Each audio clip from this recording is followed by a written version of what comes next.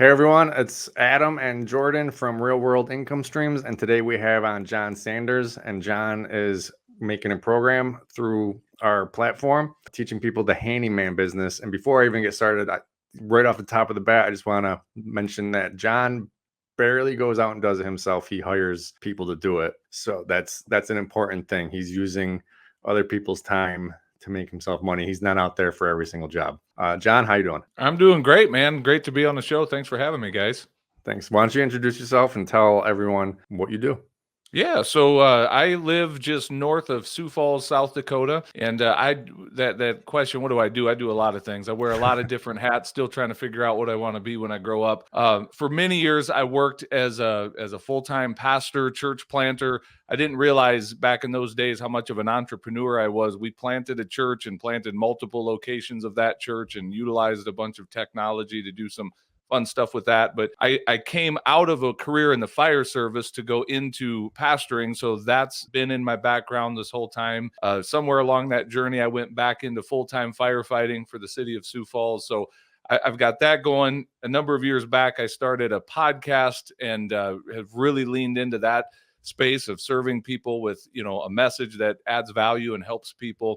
And then somewhere in all of that, building an online platform and kind of a following, I started to coach people. And since my world was kind of in the pastoral world, I started helping a lot of pastors who were struggling financially. I know there's kind of the caricature of the guy who, preaches on late night TV and flies around the world in private jets, but that's not where most pastors are. Most pastors are broke. And a while back, we started a platform to help pastors do better financially through entrepreneurialism. We call it Entree Pastors. And the reason I'm telling all of that is I started hearing this story consistently as we were interviewing like pastors who were also out in the marketplace doing something in terms of business. I kept hearing these stories of pastors doing service-based businesses, picking up a paintbrush, a lawnmower, a chainsaw, whatever, providing a valuable service for people and how quickly they were growing businesses and being profitable. And so a couple years back, I was kind of running a little low on cash flow, and I'm always loving the idea of starting stuff anyway. And I said, you know what? I'm going to start a little thing, just doing some small jobs, kind of a handyman business. And that was about 2.5 years ago. And man, things have just taken off. There is such a market for that. And initially, Adam, I was the guy out doing all of the stuff, but I quickly recognized, hey, I'm not passionate about this. I don't want to be the guy always, at the end of a ladder doing this. And also, I recognized I have a skill set that I've been using for years, which is really developing people, building teams. And it's like, man, I can build a team to go out and do this stuff, and I can multiply our ability to, be in multiple places at one time if I build a team. So that's what I think we're here to talk about tonight, is kind of this handyman business that I've built up. But that other stuff gives a little bit of a context of where, the journey I'm on and where I'm coming from.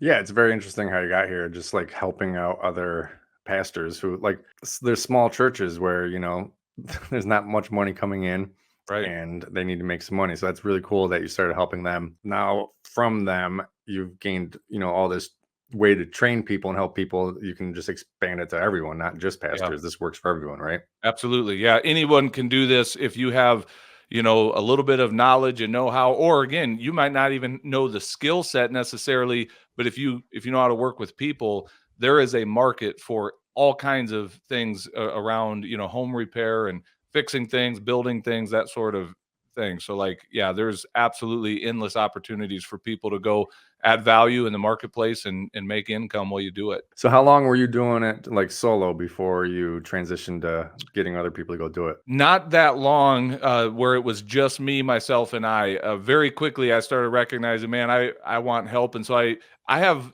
because of my connection to the fire department, most full-time career fire departments, because of how our schedule works, a lot of full-time firefighters, we don't sit still very well anyway, and we have a significant amount of time off from the station just because of how our shift work is set up.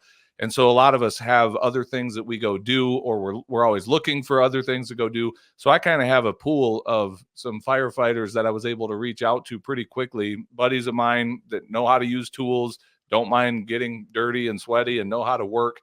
And that was a very easy pool to go to and just say, hey, they're not looking for full-time work. I wasn't in a position to provide full-time work, but I could pay them to go do some of these jobs, and I pay them pretty well.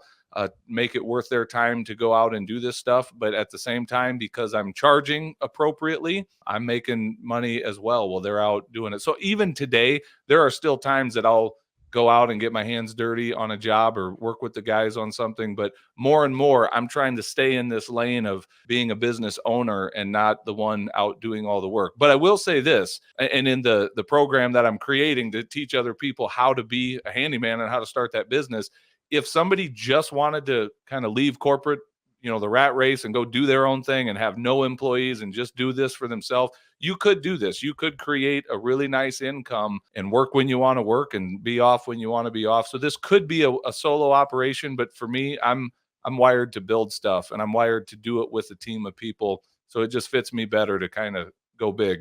Right, that's great. No matter what, even if the people out there start this as solo, there might be more work. They might, want more free time, or they have a full-time job or whatever. There's always the possibility to start. I'd call it leveraging other people's time. You're using your money to pay them, Yep. leveraging their time to get more money. Yep. So if someone did want to be solo and start off, say their first year, I'm assuming, there's prerequisites. You need to be a little handy. You need to know some stuff, Yes. right? Like what kind of stuff are you doing? I'm assuming you're not wiring an entire house. Right. Yeah. No, I don't have any desire. That would be a big job. The name of my business, I call it Dakota Small Jobs. And hopefully the name says it all. I'm looking for small jobs that we can get in and get out in the same day. We get asked to do all kinds of stuff, from, mounting TVs to cleaning gutters to assembling furniture to we've helped people move. That's not really something I want to do a bunch of, but once you have some customers that are pleased with your service, they'll ask you for anything. I mean, we've built decks, and again, for me to build a deck, that's a big job. I'm not really looking to be a deck builder, but we've repaired decks, we've built fences. I mean, just it runs the gamut. And as far as prerequisites, man, if you've been a homeowner for any length of time, like I have been, and again, serving as a pastor of a small church, you just find yourself often fixing stuff. And if you have any ability to work with tools, you'd just be amazed at the number of people in our society who either do not have the knowledge and the skill to fix stuff, or they don't have the tools, or they don't have the time. And either way, I've got all of those and can come in and help take care of your problem. So really, I would just challenge you, start with what you have. You're going to need some basic tools. One thing that's been kind of fun in this business, Adam, is I've been able to add some really cool things to my arsenal of tools. Just tonight, I literally went out and bought a really nice chainsaw for a job we're doing on Monday. I'm cutting up, or my guys are going to be cutting up a shed and hauling it away for somebody. And I don't have heavy equipment, so we're just going to cut that thing up with a chainsaw. So I went and bought a really nice chainsaw to do that job, and it's all going to be paid for by that job itself. So it's been kind of fun to, buy tools that I didn't have when I started. I just started with what I had, a small set of tools and a little bit of skill. And one thing too that I highlight in the program that I'm making is knowing the importance of knowing your skill set and having an accurate assessment, because it would be very easy to get in over your head on some of these jobs. But I also, having said that, challenge you. There's times literally that I'm kind of watching a YouTube video as I'm pulling up to someone's house going, yeah, I think I can probably fix this thing or figure this out. Once you kind of have a skill set to be a problem solver and use tools, and you know how that stuff works, you can kind of figure a lot of it out. But I'm careful not to bite off more than we can chew. And you need to know your local laws and regulations. Where I'm at in the city of Sioux Falls, there's certain things a handyman cannot do. You have to have certain licenses to do, plumbing and electrical, that sort of thing. So definitely know your local codes and make sure you're following that, unless you want to get a significant fine. Right. I like that you said YouTube, because there's always the YouTube University to fix almost everything. Yep. And I recently remodeled a venue and built a bar in there and all this stuff. And I'm just sitting there like, I don't know what I'm doing, but I got it all done. And it's like, the more you get into it, the easier it becomes. And you're like, everything just kind of starts to make sense. And like you said, sometimes you're putting together furniture, or maybe just repairing a broken deck board. Like that's all pretty easy stuff. And then from that, you gain like experience and confidence, and then you can move on to a little bit other things, especially with the help of YouTube University. Yeah.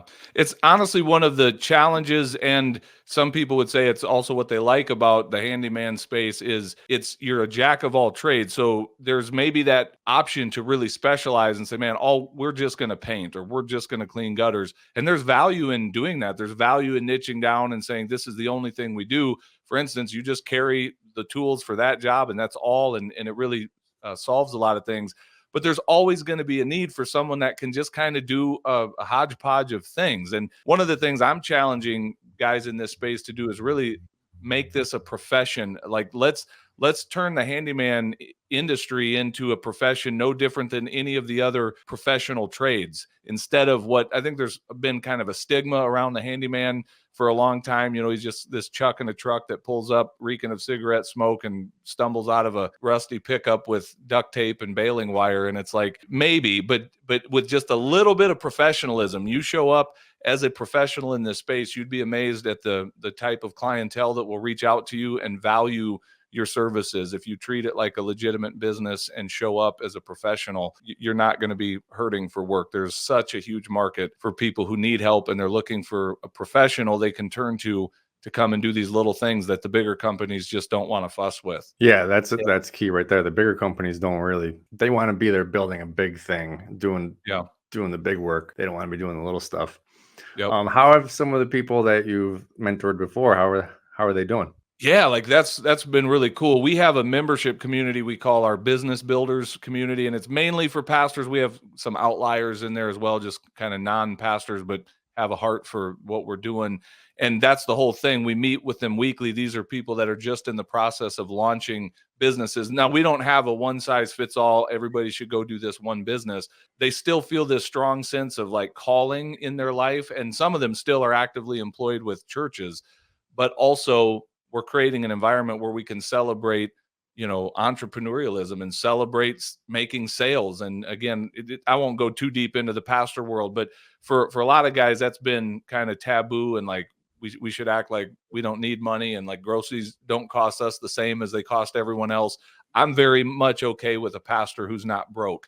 And instead of saying, hey, let's go to the church and get more from the offering plate, I'm like, leave that money there and let's go out into the marketplace and create an income that doesn't have you rely, you know, dependent on the church for your family's financial well-being. So yes, we're helping pastors launch businesses, and man, that lights me up. I love coming alongside of a startup business and just coaching and encouraging them as they get going. It's fun to see them having that success. Like the other day, I'll end with this story.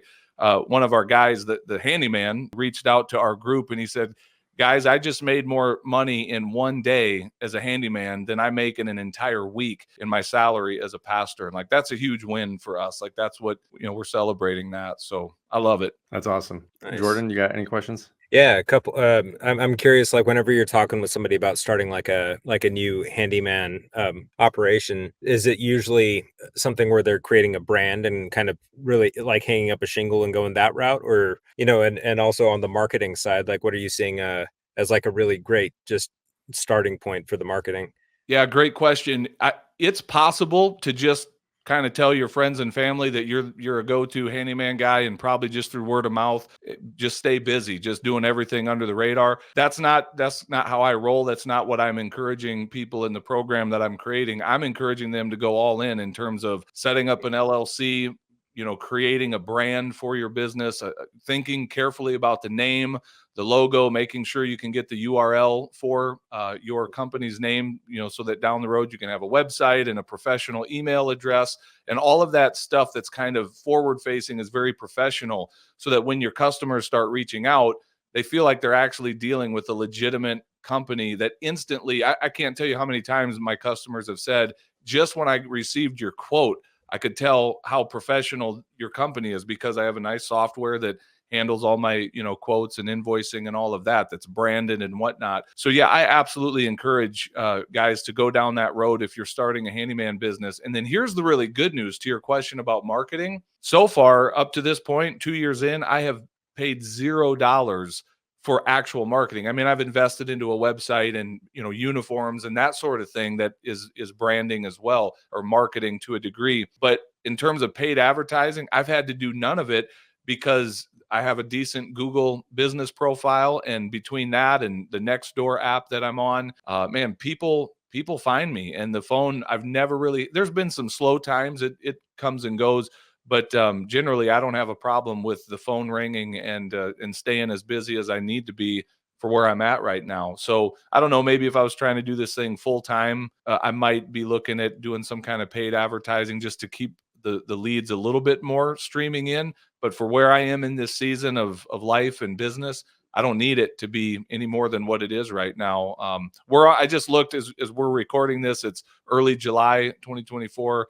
I just looked at my numbers for this year, and we're at about we're on track to do about 170,000 this year in total revenue. And that's not a ton, but for a very part-time business that I just started 2 years ago, those are significant numbers for me. And there's, again, the sky's the limit as we keep building a team around this and as our business is growing and more people are finding us. So the marketing so far has not been difficult. Do good work. Show up when you say you're going to show up. Don't steal from your customer, and you'll be amazed at how many people keep calling you back when they find that you don't have to be much better than just a level of suck in the handyman space to really set yourself apart. And that's my challenge to guys in the program I'm making, is like, there is a tremendous opportunity for you to go out and be a professional in this space and make a decent living as you're serving people. You mentioned earlier that's a lot of word of mouth too. If you do all those things, you look professional, you don't suck, and people are just gonna tell everyone like, Yep. oh, Janet needs this fixed or whatever. Oh, I know a guy. So Yep. I'm assuming it's a lot of just word of mouth. Absolutely. And one thing too, we don't have to go deep into the pricing of this, but one kind of misconception that some customers have is that, oh, since you're doing small jobs, it must mean small prices. And it's like, no, that's not the case at all. I know for a fact, and I even said in the program that we're making here, like, don't compete on price. Price does not need to be the thing that sets you apart from others and from competition. There's plenty of room in this space for a lot of us, and you can be one of the more expensive options in town. Just find those other things that set you apart. And sure, you're going to have some people walk away from some of your quotes going, man, that's more than I want to pay. Fair enough. They will find others that are kind of racing toward the bottom of profitability.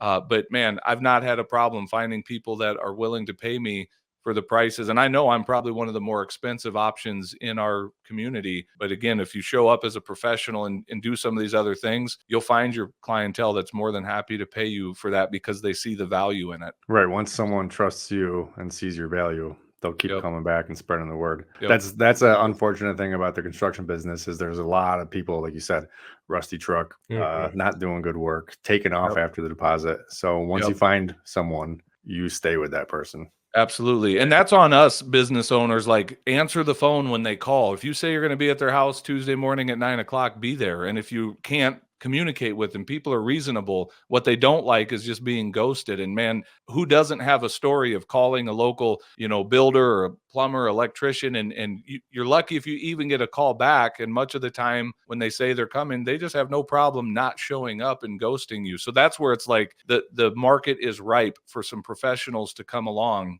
and build legitimate businesses in this space. And the good news is there's a lot, it's happening now, more and more across the country. So if you're not serious about it, like, don't enter this space. But if you want to take it seriously, man, I know of handyman businesses that are in the, 7 figures, literally. Now that's not a solo operation. That's a team doing it. But man, it's possible to build a multi 6 or 7-figure handyman business in today's market. Right. Yeah. Another that's awesome on the potential side of where it could go.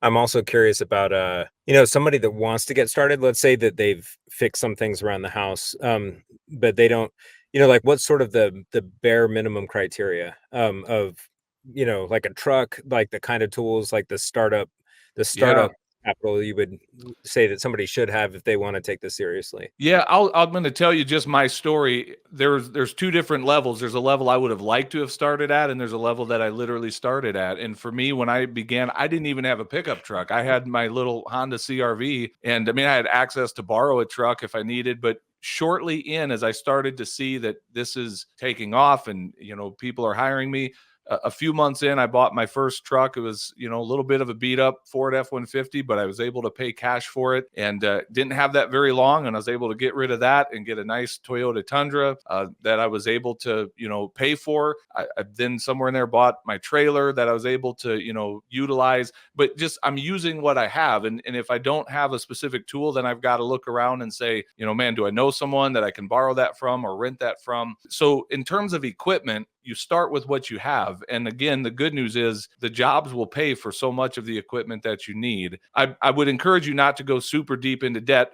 Some people might have different views on that. And I have no problem going into debt on an income producing thing.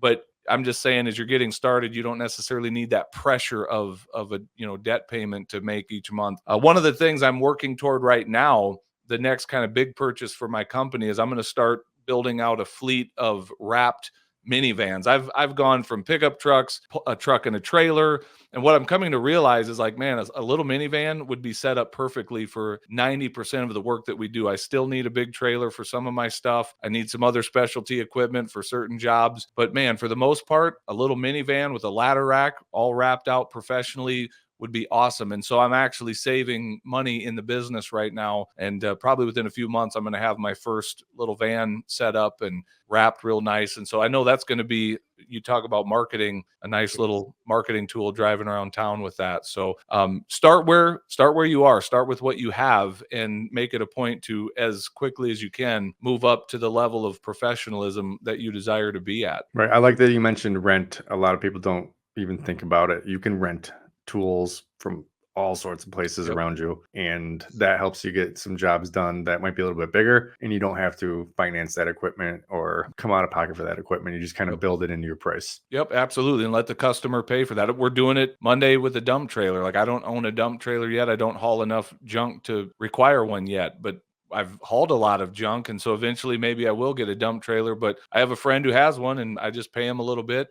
But in the job, the customer is going to pay for that, and we talk about that in this program, and I have a whole lesson on pricing and go into just some of those things to make sure that you're charging enough so that you're actually making money and not, it's not costing you money. A lot of small businesses, especially in the construction space, it's actually costing them money to go work for other people because they're not charging enough and they're not really paying attention to their numbers. So it's a huge issue for people in this space, and it doesn't need to be that way. Like, if you're not being profitable, that's a bummer. You're showing up and it's costing you to go work for someone else. Like, that's working backwards. So we want you to be profitable if you're going to do this. Right.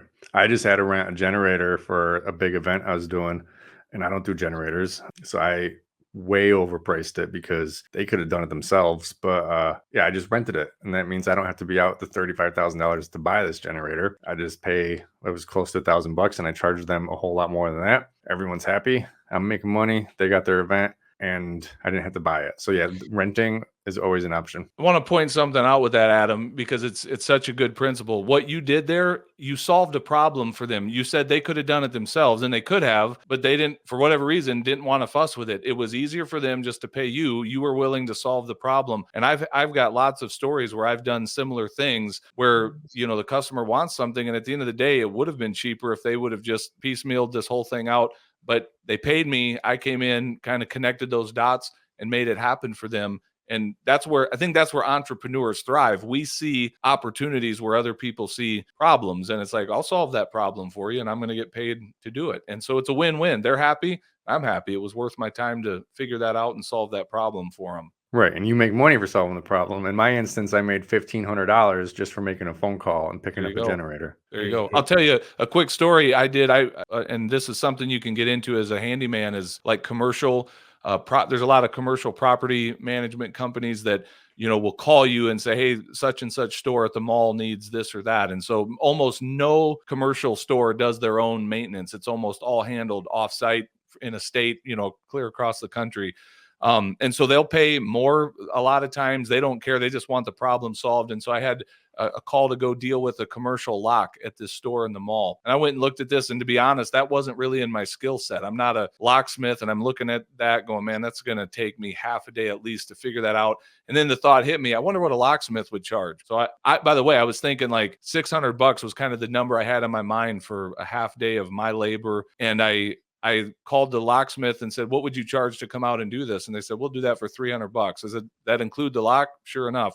So I just put a bid in for $600. I'll handle that for you. They didn't bat an eyelash. They said, do it. And I hired the locksmith company to come out. It's just solving problems. Like, they could have done that themselves, but they reached out to me and were willing to pay my price. They could have said no. And I solved a problem for them, and I didn't have to do it. I just lined up, made a phone call, like you said, and there's profit in that. Not all jobs are that easy, but some are, when you're creative and willing to just fix things for people that they either don't know how to or don't want to deal with on their own. Right. That's awesome. I love that. Yeah, it seems like there's kind of a toll gate opportunity inside of this business for different things. Like if they're looking for roofing, like something that's out of the scope, it seems like you could get some pretty aligned relationships, and Absolutely. Yeah. And we do that. I mean, there's people who will send work to me. Like just today, one of my guys was doing a job for a friend that he's more of a roofer, but he gets asked to do these other things and he doesn't want to fuss with them. And so, I send business his way, he sends business my way. So that's all of that will happen as you continue to grow your business. You'll find that, cooperation and that community out there, and a rising tide lifts all those boats. It's not really competition. It's, if you see it that way, there's room in here for all of us. Yeah, as you enter any sort of business, your competitors you start to become friends with and help each other out. Your network grows and your opportunities grow as well. And it doesn't start in the beginning, but like you said, it's the same thing as the word of mouth, just the opposite. You're going to get word of mouth and meet new people within the space and all help each other out. All right, one more. I have a ton of questions, but we'll be getting into all that. So the other one is just sort of the startup from like zero to traction, like time frame wise. Like if somebody, even if they're starting with like a CRV, just a handful of tools, and they're just getting the word out, hanging up their shingle, like by the time that they're like, man, this is really working, if they're taking it seriously, what kind of range are you looking at? I don't want to overpromise this, guys, but seriously, within weeks, you could have this being profitable. And again, it kind of depends on your goals. Is this just a little part-time income that you're looking for? Are you trying to replace your 9 to 5? If so, that time frame may be a little bit different. But in my case, initially, I just needed a little extra cash flow, and I created it instantly. I mean, literally within days of kind of putting out my shingle and starting to look for work. And again, I look back to those very early days of startup. It was not sexy. It was very humble beginnings, but I was doing the work and I was getting paid for that. And I kept rolling a lot of those profits right back into the business, as I continue to do today. And today we're operating at a much higher level than what I was just 2 years ago. Like, it does not take that long, at least in this space. Why? Because every morning someone's getting up and going to Google saying, who can paint my house? Who can fix my toilet? Who can whatever? And like, if you can provide some of those skills, there's people right now today looking for you. So it does not take long to get the wheels moving on this thing. Yeah. Awesome. That's awesome. All right, John, well, thank you for being on. I think this is a great opportunity for people to like start making some more money. Everyone, where the links are. They're either up there or down below if you want to learn more about it and take John's program. And again, thanks for being on, John. Jordan, thanks for joining us. My pleasure. Thanks, guys. All right. Thank you.